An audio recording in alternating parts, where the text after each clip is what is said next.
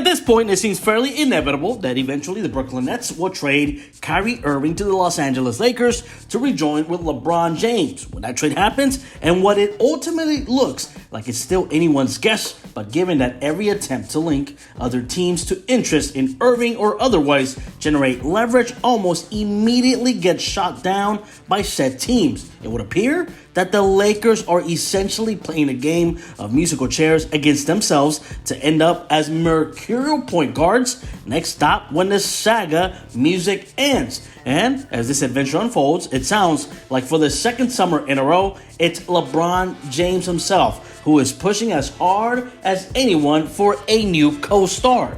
Last year, it was Russell Westbrook, and this season, it looks like it's Kyrie Irving. James wants to see Irving in Lakeland more than anyone else in the NBA. What other team, furthermore, has LeBron-sized personality with the experience to cope with all the chaos that comes along with adding Kyrie? James, remember, has thrived in between the chaos with Heat and Kyrie. This is not exactly a surprise. After all, replacing Westbrook with Irving might be James's last real chance to build a winner in Los Angeles after last year's debacle. But it is notable to have it confirmed that interest from James is also just another reason to see this deal as a matter of not if, but when.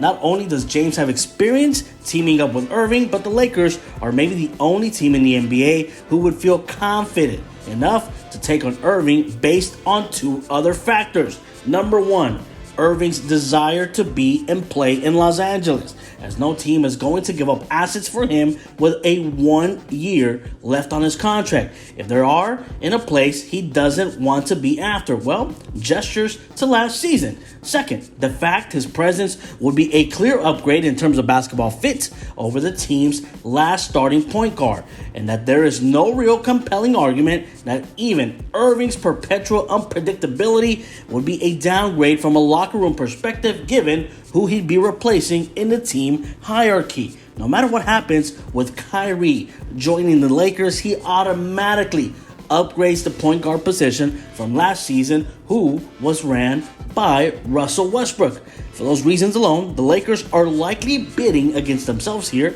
and have a variety of compelling motivations to get this deal done.